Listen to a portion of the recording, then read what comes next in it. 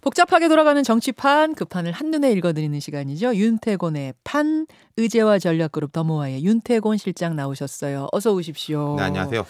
민주당 상황 먼저 오늘은 좀 네. 짚어보죠. 열린민주당과 전격 합당을 결정했습니다. 사실은 이 합당이 뭐 득이 되는 거야, 실이 더 큰 거야, 이 득실 가지고 조금 지난달까지만 해도 얘기가 있었거든요. 네. 근데 전격적으로 합당이 됐네요. 이거 지금 먼저 짚어볼 게 요즘 민주당 분위기 좋지 않습니까? 좋아요.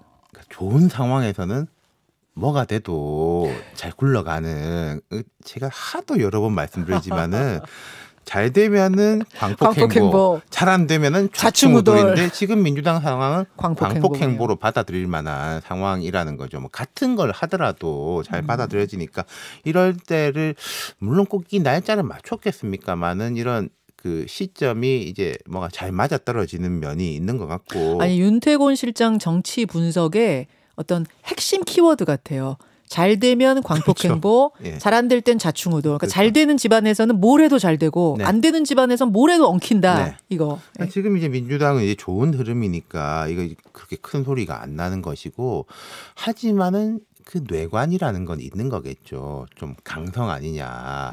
강한 지지층들을 끌어당길 수도 있지만은 또 중도층에는 조금 부담이 되는 거 아니냐. 그렇기 때문에 이제 캠프도 뭐 따로 또 같이 뭐 이런 식으로 이야기를 하지 않습니까? 아니, 합당은 하는데 캠프는 따로 꾸린다. 이게 무슨 말인지 그러니까 뭐 총괄 선대위 안에 있겠지만은 네. 별동대식으로 하겠다. 후보는 하나인데? 뭐, 그렇죠. 그런 경우들은 저기도 이제 새시대위원회 뭐 그런 거 있지 않습니까? 국민의힘도. 그런 방향인 것 같고. 그러니까 이제 민주당 전체 이재명 후보 입장에서는 이 열린민주당 출신들이 너무 뭘 이제 조용히 있어도 그렇고 또 너무 이분들이 본진보다 더 앞서 나가는 것처럼 보여도 안 부담스럽고. 좋고 뭔가 이제 수위 조절이 필요할 건데, 어제 그런 뉴스가 하나가 있었어요. 그 이재명 후보 직속의 이제 부동산 특위에서 원래 이제 국토보유세 이름을 조금 바꿔가지고 뭐 전국민 토지 배당금, 기본소득 그대로 간다. 그러니까 국토보유세라는 거는 전국에 땅 가진 사람들한테는 다 세금 물겠다고 맨 처음에 공약 냈다가 그거 안 하기로 했잖아요. 여론 별로 안 좋아서. 근데 어제 새로운 좀 비슷한 그렇죠. 새로운 게 그러니까 나왔어요. 이런 거죠.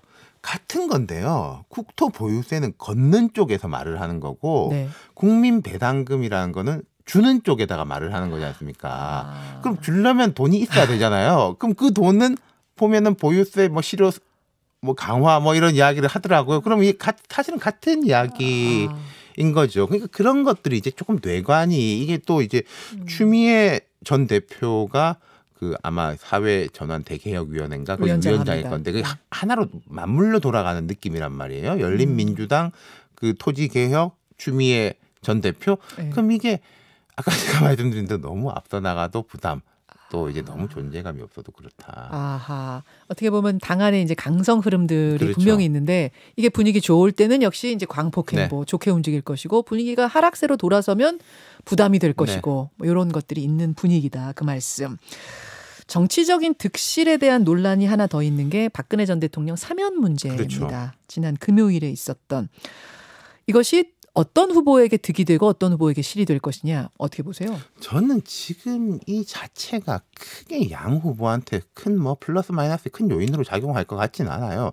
근데 좋은 쪽은 모든 걸 호재로 받아들이게 돼 있고, 잘 안 되는 쪽은 뭐 그냥 전향, 또 혹시 이게 뭐 어떻게 잘못되면 어떡하냐 이런 걱정하는 것들이 있는 거죠. 그러니까 박근혜 전 대통령 사면에 대해 가지고 대략 여론조사를 보면은 뭐 잘 됐다라는 쪽이 좀 더 높은 것 같아요. 지금 이제 뭐 건강의 문제라든지 실제로 수감 기간이 4년을 훌쩍 넘었지 않습니까? 제가 이제 박 전 대통령이 처음 구속됐을 때 맨 처음에 찾아본 과거 뉴스가 저기였었어요. 전두환, 노태우 두 사람 복역 기간이 얼마나 됐을까? 2년이 채 안 됐었거든요. 그럼 박근혜 전 대통령이 그때 22년인가를 아마 구형받았을 건데, 정치적으로 볼 때는 그때부터 절대 22년을 다 살지는 않을 거다. 이분이 만기 출소라는 거는 선택지가 아닐 것이다. 그럼 어느 시점인가에 대한 것이었는데, 어쨌든 문재인 대통령 임기 내에서 이렇게 된 것이고, 거기에 대해서 진보 진영이라든지 이런 쪽은 이제 좀 불만이 있겠지만은 그게 그러면은 바깥으로 나갈 것인가? 그래서 윤석열 후보를 뽑을 것이냐 하면 그렇죠. 그분들이 그렇지는 않을 것이다라는 어떤 그리고 뭐 아주 보수적인 쪽이 뭐 문 대통령이라든지 이재명 후보한테 돌아올 거냐 그것도 뭐 아닐 수가 있지만은 비토의 강도를 낮출 수 있는 거죠. 오히려 보수 쪽에서 그래도 문 대통령이 뭐 이런 건 또 처리해 주는구나. 뭐 안 하는 것보다는 낫지 이런 식이 되니까 종합적으로 볼 때 뭐 이재명 후보한테 그렇게 마이너스는 아닐 것이다. 윤석열 후보한테 마이너스일 거란 얘기는 있잖아요. 후보한테도 뭐 이런저런 이야기들이 있지만 제가 생각할 때 윤석열 후보가 후보로 선출됐다는 자체가 보수 진영 내에서는 이 문제에 대한 건 해결이 된 것이고 강을 건넜다고 보시는 그러면 이제 거군요. 박근혜 전 대통령이 앞으로 어떻게 할 것이냐에 대한 거잖아요. 메시지라도 하나 탁 내놓는데 그 메시지가 윤 후보를 디스하는 거면 어떡하느냐 이런 얘기 나와요. 다들 공통적으로 보는 게 당장은 별 이야기가 없을 것이다. 그럼 뭐 좀 퇴원을 한다든지 건강을 추스르든지 한다면은 혹시 모르겠다 이거잖아요. 네. 비근한 얘가 지난 총선 한 40일 전에 그 유영하 변호사를 통해서 이제 편지를 보냈어요. 그걸 가지고 그때 뭐 많은 사람들이 결국 박근혜 효과도 별로 없었다라고 하는데 저는 약간 생각이 다른 게 그때 박근혜 대통령의 편지의 이제 핵심이 뭐였냐면은 뭐 안타깝다 등등인데 태극기 부대를 향해서 하지만 거대 야당을 중심으로 뭉쳐라라는 메시지를 보냈단 말이에요. 네, 그때 뭐 우리 공화당하고 여러 가지가 있었지 않습니까? 예. 그쪽 힘이 쫙 빠지는 건데 물론 이 메시지가 총선 전열에 크게 효과를 뭐 준 건 아니에요. 하지만 그 메시지를 냈을 때하고 안 냈을 때를 비교해 보면은 안 냈으면은 또 많은 사람들이 박 전 대통령의 뜻은 뭐 이거다, 뭐 탄핵 세력, 뭐 여기 심판해야 된다라는 강성 보수층이 있었을 건데 그걸 누르는 효과는 있었거든요. 우리 공화당의 목소리를 누르는 효과가 있었다. 뭐 그게 어떤 식으로 전개될지. 그러니까 제 생각에는 아주 조심스럽습니다만은 박 전 대통령이 한 뭐 2월 정도 돼서 메시지를 낸다면은 보수의 큰 흐름에 힘을 싣는 거. 그때 흐름이 어떻게 될지는 제가 모르겠습니다만은 큰 흐름에 힘을 싣는 거지 큰 흐름과 뭐가 반대로 되는 쪽으로 하지는 않을 것 같다는 거죠. 그렇게 보시는군요. 자, 판을 읽기 훨씬 어려운 곳으로 가겠습니다. 국민의힘. 여기는 지금 윤 실장님 도움 없이는 정말 판 읽기가 어려울 정도로 복잡하게 돌아가요. 이준석 대표는 왜 20일 만에 다시 뛰쳐나갔는가? 이게 무슨 전략을 가지고 구상을 가지고 계획하에 움직인 거냐 아니면 그냥 욱해서 나간 거냐? 뭐 이게 제일 궁금하다는 분들이 많습니다. 그러니까 이것도 제가 이제 리바이벌을 하자면은 정치적 판단에 대해서는 제가 조금 짚어볼 수 있는데 캐릭터의 문제까지 겹쳐지면은 참 예측이 어렵다. 해석이 잘 안 된다. 뭐 이런 게 있는데 요즘 이준석 대표가 활발하게 인터뷰 하잖아요. 활발하게. 네, 라디오 나오더니 요즘 어제 오늘은 TV 뭐 그제 어제는 TV에 또 집중적으로 나오던데 네. 톤 조절을 조금씩 하는 것 같기는 하더라고요. 처음에 막 뛰쳐나갈 때. 저도 그 느낌이 들었어요. 뭐 이겨야 된다. 지면 우리도 미래가 없다. 내가 무슨 뭐 마음으로 이런 거겠냐. 잘 하려고 하는 거다. 뭐 윤 후보가 이렇게 하면은 들어갈 용의가 있다. 뭐 대체로 그런 류인 것인데 글쎄요. 그러면 이제 공을 윤 후보한테로 던지는 식인 건데 그게 공이 윤 후보한테로 던져지는지는 잘 모르겠어요. 자, 윤 후보한테 공을 던졌다라고 지금 실장님 판단하시는 이유는 그런 얘기를 했거든요.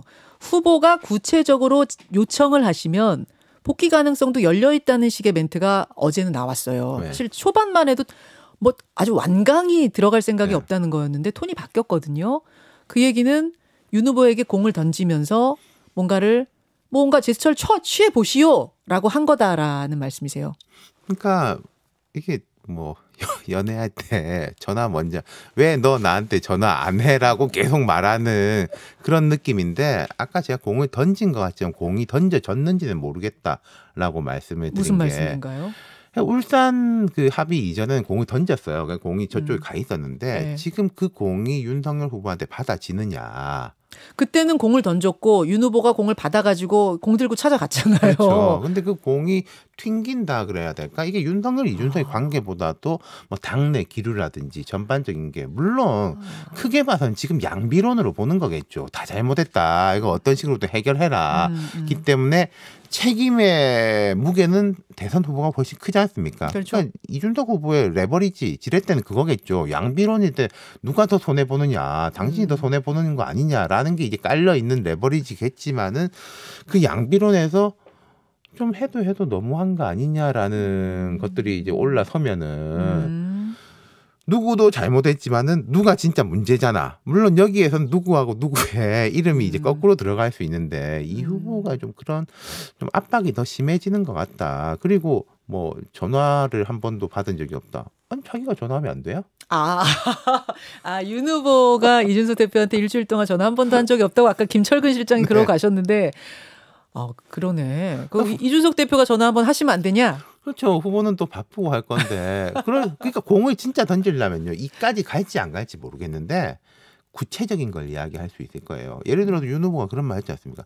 윤핵관이 지금 누군지 잘 모르겠다. 그러니까 장제원 의원도 지금 아예 입을 다물고 있는데 아니 내가 뭐 법사위는 가야 될 거 아니냐. 뭐 그런 부분들 때문에 그리고 서울 와야 되는 거 아니냐. 뭐 선대위를 뭐 이렇게 재편해야 된다라고 하면 뭐 어떻게 당신의 안은 무엇이냐 또 있을 수 있는 거죠. 근데 내 마음에 들 때까지 안을 가지고 와봐라는 식으로 느껴진다라는 거죠. 근데 그게 20일 전, 그러니까 한 달 전에는 통했잖아요. 그렇죠. 응원 목소리도 높았고 이준석 대표. 근데 지금은 좀 그게 분위기가 그렇지 않다는 얘기. 그리고 또 이제 삼각구도로 본다면은 김종일 총괄 선대위원장의 또 문제도 있는 건데 그때는 뭐 일괄 타결 이런 식이었지 않습니까, 사실은. 근데 지금 김종인 선대위원장하고 윤석열 후보는 뭐 나름대로 호흡이 맞고 같이 가는 있으니까. 느낌이고. 그러면서 약간 이준석 대표가 그때보다 훨씬 좀 고립무원 느낌이 나면서 톤 조절도 있고. 그러면 전망을 해보죠. 전망을 앞으로 어떻게 될 것인가. 지난주 판에서 윤태곤 실장이 그러셨어요. 막 이번 사태가 막 터졌을 때였거든요. 지난 판이. 만약 복귀를 한다고 치면 그건 올해 안이 될 거다. 그렇죠. 연말 연시. 올해를 진짜. 넘기면 새해가 되고 나면 사실은 복귀하려고 해도 어려워진다. 장기화. 지금 이틀 남았거든요. 지금도 저는 여전히 약간 그런 느낌이에요. 뭐 29, 30, 31일인데 연말 연시라고 하면 1월 1일, 2일까지는 이제 뭐 연휴의 주말이니까. 느낌이니까 뭐 그때가 모멘텀이 아닐까. 지금 이제 윤석열 아까 제가 이제 열린민주당과 통합 말씀드린 것도 이런 건 분위기 좋을 때 해야 된다고 말씀드렸잖아요. 만약에 윤석열 후보가 지금 이제 2박 3일간 대구 경북 일정을 하지 않습니까? 그리고 지금 뭐 지지율 격차도 점점 벌어지고 있는 상황이잖아요. 근데 윤석열 후보 입장에서 볼 때 캠프 전체 입장에서 볼 때는 어쨌든 그 배우자 사과 뭐 잘했니 못했니 이런 말이 있지만 안 한 거보다는 한 게 무조건 나은 거예요. 그렇죠. 그거는. 그리고 이제 대구 경북에서 또 이제 조금 힘을 받아가지고 유의미한 반등이 이루어진다면은 윤 후보나 이 대표나 훨씬 더 문신의 폭이 넓어질 거예요. 분위기가 좋다면은. 분위기가 좋으면은 양보 좀 해도 괜찮아요. 자, 여기서 다시 한번 우리가 생각하는 정치 분석의 기본. 잘 되면 광폭행보, 그렇죠. 잘못될 땐 좌충우돌. 근데 광폭행보 분위기, 잘 되는 분위기로 갈 때는 다 양쪽 다 이제 움직일 공간이 넓어지는 거죠. 근데 근데 만약에 좌충우돌 분위기면은 아니 뭐 지금 지지율도 안 좋고 후보가 이렇게 뭐 잘 못한다는 이야기 듣는데 또 이준석한테 또 굴복한단 말이야? 이런 프레임이 쌓일 수도 있는 거죠. 아니 왜 사람이 그래요. 기본적으로 사람의 본능이 뭔가 기분 좋고 잘 될 때는 누가 옆에서 알짱알짱 거려도 아유 귀엽네 이런데 또 뭐 기분 나쁠 때는 뭔가 일이 터지면 짜증이 확 나거든요. 그러니까 우리가 회사에서 이런 거 있지 않습니까? 결제 올릴 때 보면은 뭐 부장님이 예를 들어서 그 전무님 비서한테 지금 심기가 어떠신가? 뭐 이런 보고 분위기 좋을 때 들어가려고 하잖아요. 뭐 정치가 그렇다라는 심기의 문제가 아니라 전체 이제 흐름과 분위기를 타야 되는 거니까. 분위기 좋을 땐 이 두 분의 뭔가가 잘 풀릴 것이고. 그렇죠. 결국 그러면 이번 주에 여론조사의 향방이 굉장히 중요하다는 연말 건데. 연시니까 뭐 한꺼번에 따라잡을 수는 없겠지만은 바닥을 치고 아유 그래도 이제 올라가느냐. 또 반등할 기미가 보이는구나. 여기서 질문. 일요일에 있었던 김건희 씨의 사과. 김건희 씨의 사과 안 한 것보단 한 게 무조건 좋다고 하셨거든요. 과연 이것이 지금의 하락세를 꺾는 정도가 아니라 치고 올라갈 만큼의 효과를 낼 것인가 어떻게 보세요? 글쎄요. 그런 거는 다 이제 뭔가 결합이 돼야 되는 건 거죠. 그거 하나만으로서 반등이 팍 되는 건 아니고 거기다가 이제 뭐 선대위 문제 해결되고 이제 뭐 여러 가지가 됐을 때 되는 건데 지금 이제 국민의힘이 산적한 문제들이 되게 많지 않습니까? 되게 많은데 이런 느낌이 있어요.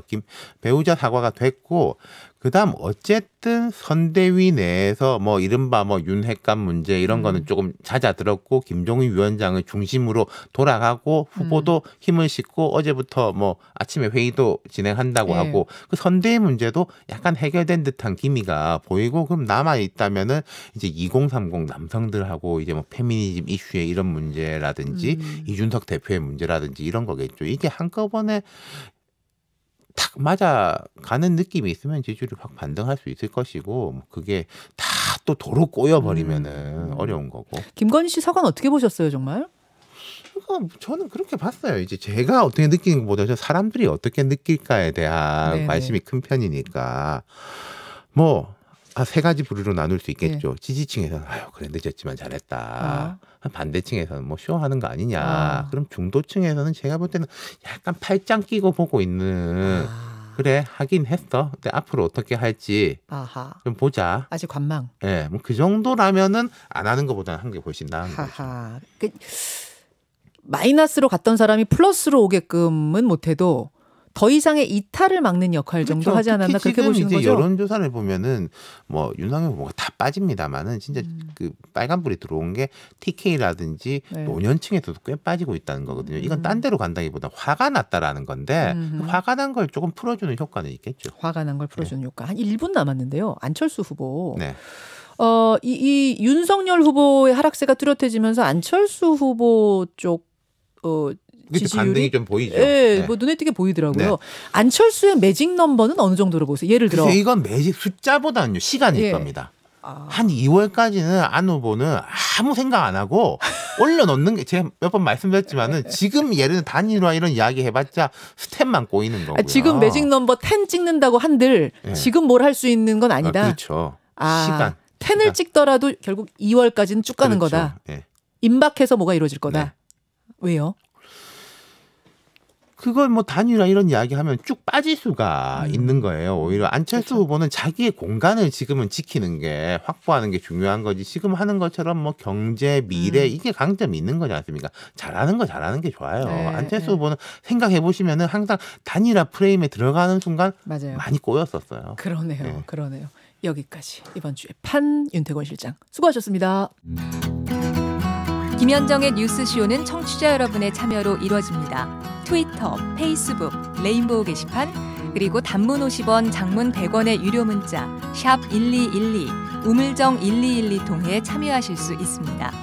김현정의 뉴스쇼, 여러분과 함께 만듭니다.